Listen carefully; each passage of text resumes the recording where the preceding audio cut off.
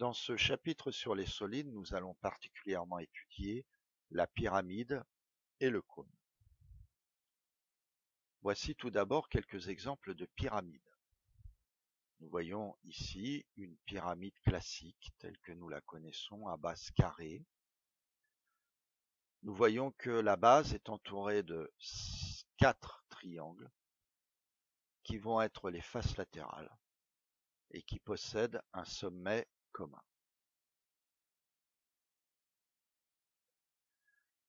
Voici un autre exemple de pyramide.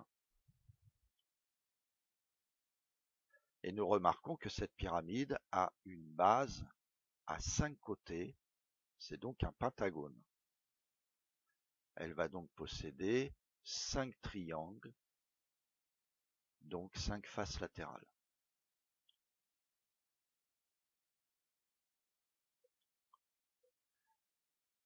Et enfin, une autre pyramide dont la base est un triangle, ce qui veut donc dire qu'elle possède comme face 4 triangles. Une telle pyramide s'appelle un tétraède. Une pyramide est donc constituée d'une base qui est un polygone. Ici à 3, à 4 ou à 5 côtés ou plus. Et de faces latérales qui sont des triangles. 3 triangles si la base est un triangle, 4 triangles si la base est un quadrilatère, et 5 triangles si la base est un pentagone, etc. Regardons maintenant le nombre de sommets, de faces, d'arêtes d'une pyramide. Nous avons ici une pyramide dont la base est un pentagone, ce qui veut dire qu'elle possède 5 sommets, cette base, auquel il faut rajouter le sommet commun, ce qui fait 6 sommets pour la pyramide. La base possède 5 arêtes plus 5 arêtes latérales, ce qui fait au total 10 arêtes. Il y a 5 triangles de face latérale, plus la base, ce qui nous donne 6 faces pour cette pyramide. Alors si on a une pyramide qui a pour base un polygone de n sommets, ça veut dire qu'elle aura n plus 1 sommet pour cette pyramide, 2n arêtes pour cette pyramide, elle aura n faces latérales, n triangles, plus la base qui fera n plus 1 faces pour cette pyramide.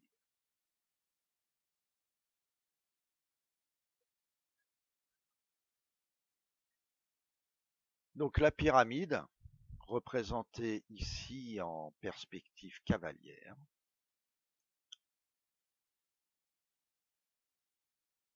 c'est donc un solide qui est constitué d'une base étant un polygone.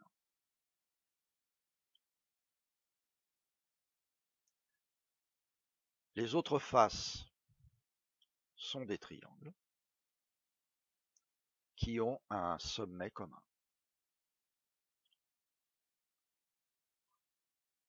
Donc ces faces sont appelées faces latérales de la pyramide.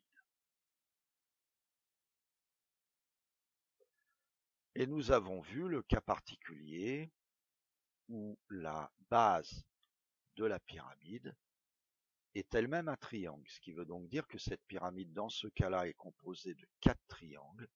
On l'appelle un tétraède. Regardons le développement d'une pyramide. Nous avons ici une pyramide à base pentagonale. Nous voyons que se déploient autour de cette pyramide 5 triangles, qui sont les 5 triangles de face latérale.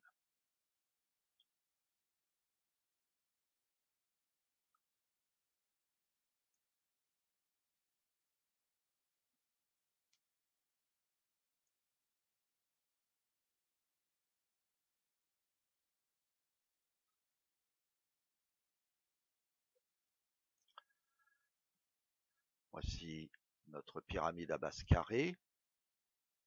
Nous avons donc le carré qui se retrouve au centre de ce développement, et tout autour, les 4 triangles qui sont les faces latérales.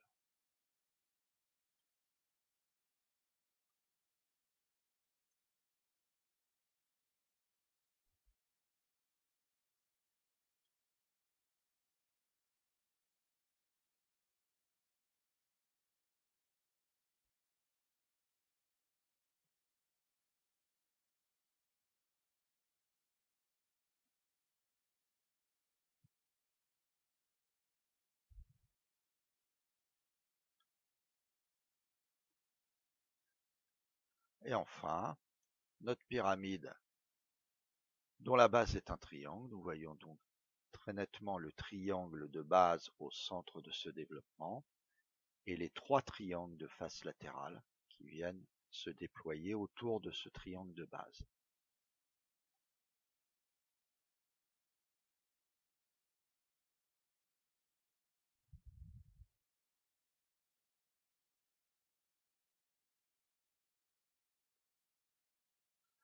Regardons maintenant le cône, qu'on appelle cône de révolution tout simplement parce que il est généré par un triangle rectangle qui tourne autour d'un axe qui est l'un des côtés de l'angle droit. Et nous voyons que par la rotation de ce triangle rectangle, nous générons un cône. C'est pourquoi nous l'appelons cône de révolution. Révolution pour rotation de ce triangle rectangle autour d'un axe.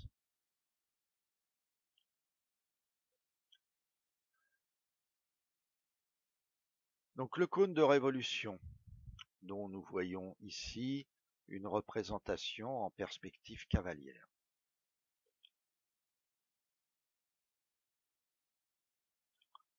Donc dans ce cône qui est représenté ici, nous distinguons donc la base qui est un disque. La longueur OA, ici représentée en rouge, est le rayon de base de ce cône. La longueur SO, ou le segment SO, va être la hauteur de ce cône.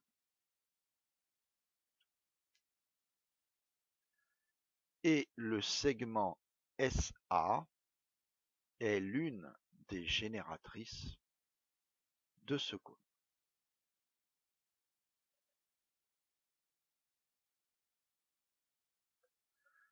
Regardons un développement du cône.